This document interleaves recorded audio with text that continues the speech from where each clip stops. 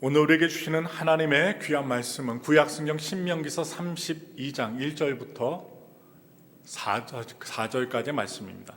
신명기서 32장 1절부터 4절까지의 말씀을 우리 다 함께 하나님 말씀으로 믿고 봉독하겠습니다.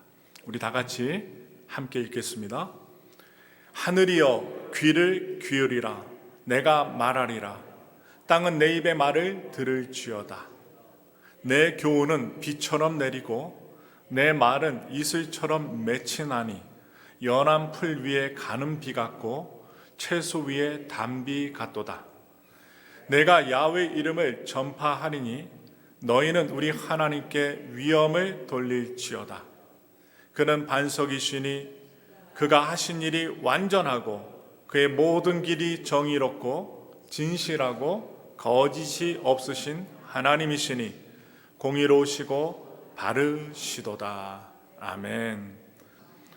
오늘 함께 봉독한 신명기서 32장 1절부터 4절의 말씀을 통하여 하나님께 대한 우리의 자세라는 제목으로 은혜 말씀 나누겠습니다. 이제 제가 오늘로서 신명기서의 말씀을 마무리 짓고자 합니다. 구약 성경은 좀 어렵습니다. 좀 이렇게 해석하기도 어렵고 연구도 많이 해야 되고 어려운 단어들도 많이 나옵니다.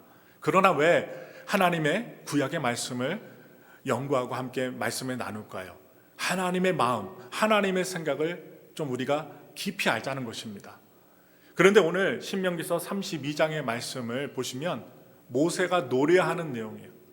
하나님의 명령, 하나님의 율법, 이스라엘 백성들을 사랑해 주시는 그 스토리들을 노래로서 이야기합니다. 그래서 모세는 이 노래가 이스라엘 백성들의 생각과 마음 속에 피부 깊숙이 담겨 있기를 바랬습니다. 그리고 원했습니다. 그래서 그는 자신이 요단강 앞에서 죽더라도 가나안 땅에 못 들어가더라도 이스라엘 백성들이 자신이 간절히 바라며 부르짖는 이 노래를 기억하며 하나님 앞에 바로 서 있기를 바랬습니다. 어디서? 가나안 땅에서 바로 서 있기를 바랬습니다. 그런데요, 오늘의 말씀을 우리가 깊숙이 살펴볼 텐데 이 말씀을 살펴보시다 보면 이스라엘 백성들의 과거와 지금 현재와 앞으로 가나안 땅에서의 이후 미래에 대한 예측까지 다 담겨 있습니다. 그렇다면 오늘 모세가 전하고자 했던 메시지는 과연 무엇이었을까요? 이 노래에 대한 내용이 어떤 내용이 담겨져 있는지, 어떤 노래를 했는지, 어떤 뜻이 담겼는지 함께 말씀에 따라 살펴보겠습니다. 우리 신명기서 32장 1절, 오늘 1절의 말씀을 믿음으로 큰 소리로 읽겠습니다. 하늘이여 귀를 기울이라. 내가 말하리라. 땅은 내 입의 말을 들을지어다. 지금 모세는 하늘과 땅을 향하여 선포하고 노래하고 있습니다. 그런데요, 지금 이 한 구절의 말씀 속에 깊이 있는 메시지가 있습니다. 귀를 기울여 들으라는 것입니다. 우리가 대화를 하다 보면 잘 듣는 사람이 있습니다. 아니면 자기 말만 하는 사람이 있습니다. 여러분, 어떤 사람이 좋으세요? 귀를 기울여 내 말을 들어주는 사람에게 사람들이 가고 좋아합니다. 그런데 남이 말할 때 말 끊어버리고 내 말만 하면 대화가 통하지 않는 거예요. 하나님의 마음을 전하는 거예요. 백성들아, 귀를 기울여 들으라는 것입니다. 듣는 것이 왜 중요할까요? 그것은 누구의 음성을 듣는가가 그 사람의 삶의 양식과 운명을 결정하기 때문입니다. 유대인 경전 미드라시 라비, 그것은 귀가 우리의 몸의 모든 기관에 생명을 준다라고 말합니다. 그 이유는 귀로 토라의 말씀, 하나님의 율법의 말씀을 듣기 때문이라는 것이죠. 신약에 나오는 바울 사도도 믿음은 들음에서 난다고 했습니다. 믿음은 들음에서 난다. 하나님의 말씀에 귀를 기우는 것에 우리의 믿음과 운명이 달려 있다는 것입니다. 그러나 안타깝게도 세상에는 하나님의 말씀 외에 다른 소리들로 가득합니다. 실망의 소리, 탄성의 소리, 원망과 불평의 소리, 싸움의 소리들, 여러 소리로 가득합니다. 그리고 많은 사람들이 하나님의 말씀이 아닌 세상의 다른 음성의 마음을 빼앗기며 삽니다. 그래서 하나님 말씀의 다른 음성에 귀를 기울일 때 과연 우리는 어떻게 될까요? 우리의 삶이 흔들리고 삐뚤어집니다. 올곧이 가지 못하고 삐뚤빼뚤 갈지자로 가게 된다는 것이죠. 그 길은 여러분 흔들리고 넘어지는 길이요 실패하는 길입니다. 그래서 길이요 진리 되신 하나님으로부터 멀어지기 때문에 이리저리 흔들리며 넘어지게 되는 것이죠. 그러므로 모세는 왜 하늘과 땅을 향하여 그의 노래를 선포하고 시작했을까요? 그것은 사람은 죽어도 하늘과 땅은 남아있기 때문입니다. 사람이 죽어도 하늘과 땅이 남아있어요. 여전히 남아있습니다. 그는 자신의 노래가 대대로 이어지도록 하늘과 땅을 증인 삼아 하나님의 말씀을 백성들에게 선포하고 있는 것입니다. 모세는 이어서 두 가지 사실을 대비하여 알려줍니다. 신명기서 32장 3절부터 4절의 말씀을 함께 읽겠습니다. 내가 야훼 이름을 전파하리니 너희는 우리 하나님께 위엄을 돌릴지어다. 그는 반석이시니 그가 하신 일이 완전하고 그의 모든 길이 정의롭고 진실하고 거짓이 없으신 하나님이시니 공의로우시고 바르시도다. 첫 번째 내용이 무엇입니까? 하나님은 반석이시라는 것입니다. 반석. 여러분, 반석은 흔들리지 않습니다. 이리저리 움직이지 않습니다. 그 자리 그대로 있습니다. 그리고 사람들이 안정감을 누릴 때 어디에 올라갑니까? 반석에 올라갑니다. 과거나 현재나 미래에도 하나님은 변함없이 그 자리에 계신다는 사실을 지금 선포한 것입니다. 그런데 이에 대하여 하나님의 변함없으심에 대하여 두 번째로 말씀을 하는데 여러분 이스라엘 백성들에 관한 이야기입니다. 우리 그 말씀 봅니다. 신명기서 32장 5절부터 6절의 말씀입니다. 함께 읽겠습니다. 그들이 야훼를 향하여 악을 행하니 하나님의 자녀가 아니요 흠이 있고 삐뚤어진 세대로다. 어리석고 지혜 없는 백성아, 야훼께 이같이 보답하느냐? 그는 내 아버지시요 너를 지으신 이가 아니시냐? 그가 너를 만드시고 너를 세우셨도다. 핵심적인 단어가 나옵니다. 삐뚤어진 세대라고 합니다. 누가요? 이스라엘 백성들이 삐뚤어진 세대라고 했습니다. 반석되시고 변함없으신 하나님의 모습에 반하여 이스라엘 백성들이 삐뚤어진 세대라는 것입니다. 반석이신 하나님과 대비되는 모습입니다. 모세는 이러한 하나님의 음성을 듣지 않고 순종하지 않는 삐뚤어진 세대에게 본격적인 권면을 이야기합니다. 신명기서 32장 7절 말씀 함께 읽겠습니다. 옛날을 기억하라. 역대 연대를 생각하라. 내 아버지에게 물으라. 그가 내게 설명할 것이요 내 어른들에게 물으라. 그들이 내게 말하리로다. 광야 2세대들, 그들 중 연장자들은 그들의 과거, 그들의 과거의 역사를 알고 있었습니다.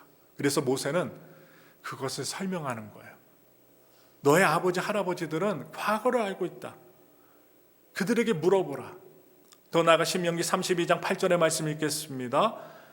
지극히 높으신 자가 민족들에게 기업을 주실 때에 인종을 나누실 때에 이스라엘 자손의 수요대로 백성들의 경계를 정하셨도다. 이 말이 무슨 말일까요? 좀 어렵습니다. 이 말씀을 잘 이해하려면 창세기 10장으로 돌아가야 됩니다. 이 창세기 10장으로 가야 되는데 창세기 10장에는 노아의 자손들이 나옵니다. 그들의 족보가 나오는 거예요. 그들의 족보를 쭉 살펴보니까 모두 70명입니다. 70명. 그런데 이들은 바벨탑의 하나님께 대한 배도의 사건 이후 온 지면으로 흩어져 각각 나라를 이루었습니다. 언어를 혼잡하게 하셔서 다 흩어지게 하셨어요. 70명입니다. 그런데 이들은요, 흩어져서 나라를 세우는데 노아 자손의 수요대로 이 70개의 나라의 경계가 정해진 것입니다. 오늘 본문에 나오는 인종이라는 표현, 좀 전에 읽었죠? 이 표현은 히브리 원어를 살펴보니까 아담의 아들들이라고 표현하고 있습니다. 아담의 아들들. 홍수 이후에 아담의 아들들이 전 세계로 흩어져서 70개의 나라를, 공동체를 이루게 되었다는 사실입니다.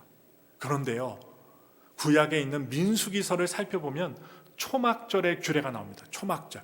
텐트 치고 광야의 생활을 기억하라는 그 초막절. 바로 초막절 7일 동안 이스라엘 백성들은 매일 수송아지를 잡아서 번제로 하나님께 제물로 드렸습니다. 여러분, 민수기 29장 13절부터 32절의 말씀 한번 볼게요. 좀 말씀이 길어서 요약해서 나눠놨는데 여러분 숫자를 기억하시면서 저와 함께 말씀을 보겠습니다. 13절에 보시면 너희 번제로 여호와께 향기로운 화제를 드리되 수송아지 13마리와 13마리입니다. 둘째 날 수송아지 12마리, 셋째 날에는 수송아지 11마리를 드렸습니다. 또 23절에 넷째 날에는 수송아지 10마리, 다섯째 날에는 수송아지 9마리, 또 29절에 보니까 여섯째 날에는 수송아지 8마리와 일곱째 날에는 수송아지 7마리를 하나님께 번제로 드렸습니다. 이제 여러분 산수 잘 아시죠? 13마리, 12마리, 11마리, 10마리, 9마리, 8마리, 7마리, 이걸 다 산수로 합치면 어떻게 될까요? 70이 됩니다. 70마리요. 이것은 다름 아니라 세상의 나라를 위한 번제였던 것입니다. 좀 전에 노아의 후손들이 70, 그리고 70개의 공동체와 나라. 그런데 하나님이 초막절에 제물을 드리라고 했는데 그 제물을 다 합쳐보니까 70마리입니다. 이제 좀 이해가 되시죠? 매치가 됩니다. 70개의 나라를 위해서 번제를 드린 것입니다. 그러므로 처음 13마리에서 마지막 7개의 숫자가 줄어든 것은 소멸을 상징하는 것입니다. 없어짐을 상징하는 거예요. 그런데 이스라엘 민족이 번제를 드리는 것은 이 세상 나라들이 소멸되지 않도록 기원하고 축복하는 바로 상징적인 행위였던 것입니다. 그래서 이 초막절 번제 규례는 이스라엘 백성들에게 그들을 부르신 그 은혜를 깨닫게 해주었던 제사요 행사였던 것입니다. 이제 다시 본문으로 돌아와 신명기 32장으로 돌아와 9절에는 이러한 내용이 나옵니다. 9절 말씀 한번 볼게요. 우리 다 같이 9절의 말씀을 힘차게 읽겠습니다. 야훼 분깃은 자기 백성이라 야곱은 그가 택하신 기업이로다. 바로 이스라엘은 온 열방을 위해 하나님이 택하신 기업이라는 거예요. 특별히 택하셨습니다. 무엇을 위해? 온 열방을 위해서 택하신 백성, 그리고 기업이라는 것이죠. 이어지는 9절에서 하나님께서 이스라엘 백성 그리고 택하신 백성에게 어떠한 사랑을 쏟으셨는지에 관한 내용을 모세가 노래합니다. 신명기 32장 10절부터 12절의 말씀 믿음으로 읽겠습니다. 야훼께서 그를 황무지에서 짐승이 부르짖는 광야에서 만나시고 호위하시며 보호하시며 자기의 눈동자 같이 지키셨도다. 마치 독수리가 자기의 보금자리를 어지럽게 하며 자기의 새끼 위에 너풀거리며 그의 날개를 펴서 새끼를 받으며 그의 날개 위에 그것을 엎는 것 같이 야훼께서 홀로 그를 인도하셨고 그와 함께한 다른 신이 없었도다. 지금 모세는 이스라엘의 과거를 노래하고 있습니다. 하나님이 어떻게 사랑해 주셨고 보호해 주셨고 양육하셨는지 알려줍니다.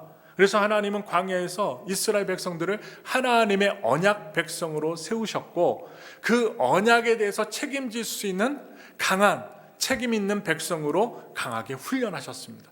여러분, 우리의 근육도 운동을 해야만 근육이 튼튼해집니다.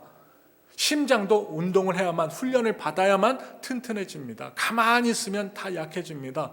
그래서 하나님은요, 이스라엘 백성들이 강력하게 하나님을 선포하고 자랑하고 믿으며 살아갈 수 있게끔 훈련하신 거예요. 물론 그 광야의 훈련은 결코 쉽지 않습니다. 저와 우리 성도님들의 삶이 매우 녹록지 않습니다. 겉으로는 웃고 있지만 속으로는 울고 있는 분도 계십니다. 어찌 우리가 매일마다 하하호호 즐거운 일만 있겠습니까? 어쩔 때는 이러한 물질적인 어려움, 어쩔 때는 사람 때문에 힘들고, 어쩔 때는 말 한마디 때문에 마음이 물같이 흘러져 내려서 정말 살아야 될지 말아야 될지 흔들리는 우리의 삶, 하나님이 훈련하신 거예요. 그러므로 오늘 비유로 나오는데 하나님께서 어미 독수리가 되신다는 거예요. 그래서 새끼 독수리를 추락시킵니다. 둥지를 막 흔드시는 거예요. 그래서 새끼가 막 너무나도 깜짝 놀라서 추락할 때 비로소 날갯짓을 합니다. 여러분, 새끼가 어떻게 날갯짓을 할 수 있겠습니까? 어미가 그 둥지를 흔들어 버려갖고 틈이 생겨 그 밑으로 빠질 때야 살고자 날갯짓을 할 때 그 새끼의 날개가 힘을 얻고 근육이 생긴다는 것입니다. 날개짓을 하다가 힘을 얻어 날아오르게 된다는 말씀이에요. 어미 독수리에겐 새끼를 떨어뜨려도 된다는 믿음이 있었습니다. 왜냐? 강력한 어미의 날개가 있기 때문입니다. 그리고 그 몸짓이 있기 때문에 아무리 새끼가 고속으로 떨어진다 하여도 그 떨어지는 자기 새끼를 자신의 날개로 받아낼 수 있다는 어미의 확신이 있기 때문에 그 새끼 독수리를 떨어뜨리고 또한 자기의 날개로 받는 것입니다. 하나님께서도 사랑하시는 자녀를 광야로 보낼 때는 다 믿음이 있으십니다. 여러분과 저를 훈련시키실 때 죽이는 게 아니에요. 살리고자, 은혜 주시고자 하나님은 그러한 믿음 확신 갖고 우리를 흔드시고 훈련시키시는 것입니다. 광야에서 혹독하게 굴리시지만 결국은 자기의 눈동자와 같이 지켜주실 것이기 때문에 우리는 두려워해서는 안 됩니다. 따라서 우리의 삶의 광야가 펼쳐질 때 그것은 나를 독수리처럼 비상할 수 하기 위한, 독수리처럼 날아오르게 하기 위한 하나님의 훈련이라는 사실을 반드시 깨달아야만 합니다. 그렇게 광야의 시간을 기억할 때 우리는 희망으로 미래를 맞이할 수 있게 됩니다. 유대인들은요, 이 초막절에 여러분 이스라엘 한번 가보세요. 수카라는 천막을 짓고 거기서 일주일 동안 지냅니다. 얼마나 불편할까요? 화장실도 가야 되고 간이 화장실 옆에다 놓고 얼마나 불편할까요? 그들이 광야 생활을 기억하는 것입니다. 광야에서 그들은 가진 것이 없었습니다. 그들이 가진 것이 있다면 초막 사이로 보이는 불기둥을 바라보면서 하나님이 결국은 우리를 가나안 땅으로 이끌어 주실 것이라는 소망 단 하나였습니다. 물질이 아닙니다. 소망 하나였어요. 불길을 바라보면서 활활 타오르고 꺼지지 않는 하나님의 불길을 바라보면서 하나님이 우리를 인도해 주실 거야, 보호해 주실 거야, 이 희망입니다. 하나님에 대한 소망 하나를 붙들고 그들은 광야를 통과했던 것입니다. 우리는 이 세상에서 남들이 가진 것을 가지지 못했을 때 슬픔을 느낍니다. 비교하는 거예요. 남의 떡이 커 보이는데 여러분 남의 떡도 가져보세요. 똑같아요. 그런데 유난히 남의 것이 커 보인다는 것입니다. 하늘을 돌아보면 내가 이룬 것이 별로 없다고 생각할 때 의기소침해집니다. 은매기죽어. 그럴 때 우리 역시 초막으로 들어가야 됩니다. 거기서 나의 현재를 비교하지 말고 과거를 기억해야 됩니다. 내가 남들처럼 가진 것이 없어도 한 분만, 하나님 한 분만 소유할 수 있다면 그런 믿음을 회복해야 됩니다. 하나님이 나와 함께 계시다면. 그리고 광야를 탓하지 말아야 됩니다. 내 인생은 망했어, 이런 말씀하시면 안 돼요. 그 광야를 허락하신 하나님도 탓하지 말아야 합니다. 오히려 광야가 나를 창공을 나는 독수리로 만들어내는 공간과 시간임에 감사해야 한다는 것입니다. 여러분 근성이 생겨요. 어려울 때 이를 악물고 이겨내겠다는 근성과 믿음이 생깁니다. 그러한 사람만이 죽음의 위기에서도 벗어날 수 있고 이겨낼 수 있고 또한 하나님의 건져주심을 통하여 승리할 수 있다는 것입니다. 그렇게 과거를 기억할 때 우리 삶에 감사가 회복되는 것입니다. 모세는 이어서 하나님이 그 백성에게 베푸신 은혜를 찬양하고 노래합니다. 신명기서 32장 13절부터 14절의 말씀을 크게 읽겠습니다. 야훼께서 그가 땅의 높은 곳을 타고 다니게 하시며 밭의 소산을 먹게 하시며 반석에서 꿀을, 굳은 반석에서 기름을 빨게 하시며 소의 엉긴 젖과 양의 젖과 어린 양의 기름과 바산에서 난 수장과 염소와 지극히 아름다운 밀을 먹이시며 또 포도즙의 붉은 술을 마시게 하셨도다.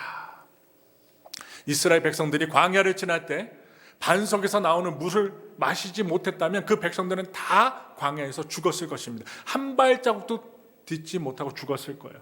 그래서 그들은 하나님이 구원의 반석이시고 거기서 나온 물은 생명의 물이었다는 것입니다.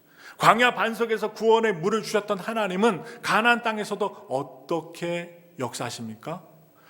꿀과 기름을 빨게 하셨다는 거예요. 여러분 꿀과 기름이 얼마나 사람에게 유익합니까?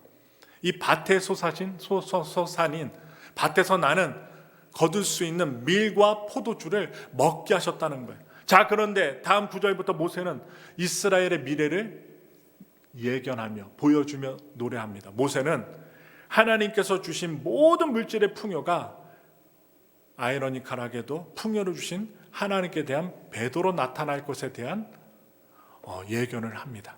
우리 신명기서 32장 15절부터 18절의 말씀을 읽겠습니다. 그런데 여수론이 기름짐에 발로 찼도다. 내가 살찌고 비대하고 윤택함에 자기를 지으신 하나님을 버리고 자기를 구원하신 반석을 업신여겼도다. 그들이 다른 신으로 그의 질투를 일으키며 가증한 것으로 그의 진노를 격발하였도다.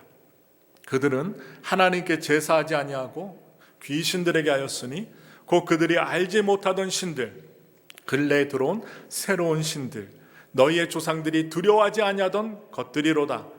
너를 낳은 반석을 내가 상관하지 아니하고 너를 대신 하나님을 내가 잊었도다. 지금 이스라엘이 하나님께 대하여 누리게 됩니다. 하나님이 은혜를 베푸셨어요. 풍요를 주셨습니다. 먹고 살게끔 하셨습니다. 배고프지 않게 하셨습니다. 그런데 그 풍요 때문에 오히려 하나님께 대한 무관심과 더 많은 물질에 대한 욕망을 초래했습니다. 욕심이 과한 거죠. 탐심을 넘어 욕망의 존재들이 된 것입니다. 이스라엘 백성들이 그들을 구원하신 하나님 반석을 업신여기고 그들을 존재케 하신 하나님을 잊어버렸기 때문입니다. 우리는 조심해야 됩니다. 목사도 전도사도 교회 성도들도 등 따숩고 배부를 때 조심해야 됩니다. 모든 일이 다 이루어지고 내가 원했던 일들이 이루어졌을 때, 평안할 때 하나님을 잃어버리기 쉽기 때문입니다. 여기서 우리가 좀 전에 말씀 읽었던 가운데 여수론이라는 단어가 나옵니다. 이스라엘의 별칭입니다. 뭡니까? 야살에서 나온 말인데, 야살은요 곧다, 옳다, 좌우로 치우치지 아니하다, 올곧다는 것입니다. 이스라엘은 한때 옳은 것이 무엇인지 알았지만 배가 부르자, 배가 너무나도 불러요. 풍요로워요. 하나님을 버렸습니다. 하나님을 버리고 혼자 걷기 시작한 이스라엘이 제대로 걸을 수 있었을까요? 삐뚤어졌다는 거예요. 그들은 좌로나 우로나 치우치며 삐뚤어진 세대가 되었습니다. 하나님과 함께 걷지 않은 인생은 무슨 길입니까? 삐뚤어진 길이요, 구부러진 길을 걷는다는 것입니다. 주님과 걸어야 됩니다. 예수님과 걸어야 됩니다. 아무리 힘든 일이 있어도 우리가 누구에게 기도해야 됩니까? 예수님께 기도하는 거예요. 음성이 안 들려도 예수님께 기도하는 거예요. 그렇다면 그 예수님의 이름에 능력이 있기 때문에 말씀과 환경과 사랑과 관계와 여러 가지 경로를 통하여 우리를 구원하시고 이끌어 주신다는 것입니다. 이스라엘 백성이 되신 하나님을 버린 결과 재앙과 포로의 삶을 벗어날 수 없었습니다. 신명기서 32장 21절의 말씀을 함께 읽겠습니다. 그들이 하나님이 아닌 것으로 내 질투를 일으키며 허무한 것으로 내 진노를 일으켰으니 나도 백성이 아닌 자로 그들에게 시기가 나게 하며 어리석은 민족으로 그들의 분노를 일으키리로다. 하나님은요, 역사적으로 보니 아수르와 바벨론, 로마 제국을 일으키셔서 살찌고 배부른 여수론을 심판하셨습니다. 여수론이 이스라엘의 별칭이라고 했잖아요. 여수론을 심판하셨어요. 그래서 그 심판 속에서 하나님은 한 가지 분명한 사실을 그들로 알게 하셨습니다. 우리가 오늘 핵심으로 가져가야 될 말씀입니다. 신명기서 32장 39절의 말씀 믿음으로 읽겠습니다. 이제는 곧 내가 그인 줄 알라. 나 외에는 신이 없도다. 나는 죽이기도 하며 살리기도 하며 상하게도 하며 낫게도 하나니 내 손에서 능히 빼앗을 자가 없도다. 지금 모세는 이스라엘 백성들이 그들의 절대 주권자가, 그들의 보호자가 하나님이심을 알기를 원했습니다. 미래를 사는 오늘 우리들에게도 하나님이 원하시는 마음입니다. 모세가 선포했듯 하나님은 죽이기도 하시고 살리기도 하시는 분이십니다. 저는 뼈저리게 압니다. 죽이기도 하시고 살리기도 하시고 수술대 위에 올라가기도 하시고 사고가 나기도 하시고 여러 어려움을 통해서 하나님이 하나님 되심을 알리십니다. 모세가 심판하시는 하나님을 노래한 것은 이스라엘 백성들을 죽이고 멸망시키고 위협하기 위해서 하는 말이 아닙니다. 그들이 하나님을 떠나 결국 심판에 당하게 될 때 그들이 삐뚤어진 길에서 돌이켜 다시 하나님께 돌아오길 원해서 하는 말입니다. 그래서 모세의 노래는 여러분 결코 비극으로 끝나지 않습니다.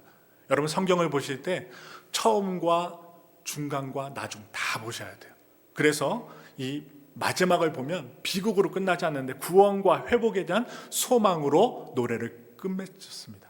여러분, 신명기 32장 43절의 말씀 함께 읽겠습니다. 너희 민족들아 주의 백성과 즐거워하라. 주께서 그 종들의 피를 갚으사 그 대적에게 복수하시고 자기 땅과 자기 백성을 위하여 속죄하시리로다. 분명한 것은 하나님의 목적은 자기 백성들을 심판하는 것이 아닙니다. 바로 구속하신다는 거예요. 구속하시다. 여러분, 이 구속하시다는 말은요, 무엇이냐? 히브리어를 살펴보면 이스라엘 백성들이 아파서 힘들어서 회개할 때 하나님께서 그들의 죄를 덮어주신다는 뜻이에요. 덮어주신다. 지금까지 여러분 모세의 노래 우리가 살펴보시는데 우리의 삶을 돌아보세요. 우리가 얼마나 죄인입니까? 연약합니까? 그러나 예수님이 십자가 보혈로 어린 양의 보혈로 덮어주셨기 때문에 우리가 구원을 받고 구속을 받고 오늘 이 자리에 있게 된 것입니다. 모세가 이 노래를 통해 전하고자 했던 메시지를 한 문장으로 표현하면 무엇일까요? 그것은 언약 백성의 책임을 다하라. 하나님의 언약, 약속한 백성이니 그 약속된 백성으로서 삶을 살라. 책임을 다하라는 것입니다. 안타깝게도 성경에 나오는 인류의 이야기는 대부분 책임에서 도피하는 이야기입니다. 아담은요, 하나님의 말씀에 순종하는 책임을 지지 않았습니다. 그리고 문제가 생겼어요. 선악과의 문제가 생겼습니다. 그것도 아내 때문에. 아내가 주워서 먹었습니다. 그런데요, 하와를 탓합니다. 가인은요, 죄가 너를 원하나 너는 죄를 다스리라는 하나님의 명령에 대해서 책임을 지지 않았습니다. 그 책임을 지지 않았던 영향은 동생 아벨을 죽였고, 하나님께서 아벨이 어디 있느냐 가인에게 물으셨을 때 하나님, 제가 아우를 지키는 자입니까? 라고 하면서 죄에 대한 책임을 회피합니다. 안타깝지만 우리도 종종 이러한 실수를 저지릅니다. 저도 여러분들도 이러한 실수를 저지릅니다. 내 인생에 대해 책임을 지려 하지 않습니다. 바로 내 인생에 문제가 생긴 것은 출신 탓이고 부모 탓이라고 말합니다. 우리는 종종 자신을 희생자로 여기며 운명을 탓합니다. 그러나 고대 그리스도인, 여러분 그리스도인들이 여러분 죄송합니다. 단어가 혼동돼. 고대 그리스인들이 보는 것처럼 운명은요, 우리가 태어나기 전에 이미 여러분 봉인된 것이 아닙니다. 확정된 것이 아닙니다. 그것은 하나님께서 우리의 결정자가 되시기 때문에 창조주, 우리의 인생을 좌지우지하시고 우리를 살리시고 죽이시는 분, 바로 우리를 살리시는 분이라는 것이기 때문에 봉인되지 않았습니다. 그래서 하나님 우리에게 아까 성경에 나오지만 어미 독수리로서 아기 독수리 된 우리들 날기를 원하시고 또한 나는 법을 가르쳐 주시는 분입니다. 하나님은 반석에서 물과 먹을 것으로 우리에게 공급하시는 분이십니다. 그래서 하나님은 우리가 잘못해도 넘어질 때도 우리를 다시 일으키시고 우리의 허물을 덮어주시는 분이십니다. 그래서 하나님은 우리의 운명을 우리와 함께 걸어가시는 분입니다. 그래서 기도할 때마다 두려움이 사라집니다. 그렇게 무섭고 염려되고 문제 때문에 어려움 때문에 안 좋은 것을 상상하고 잠도 못 자는 우리 인생 가운데 주님께 믿음으로 기도하고 말씀을 의지하면 걱정 근심이 사라진다는 것이죠. 그래서 모세가 노래한 것처럼 하나님은 그가 하신 일이 완전하고 그의 모든 길이 정의롭고 진실하고 거짓이 없으신 분이기 때문입니다.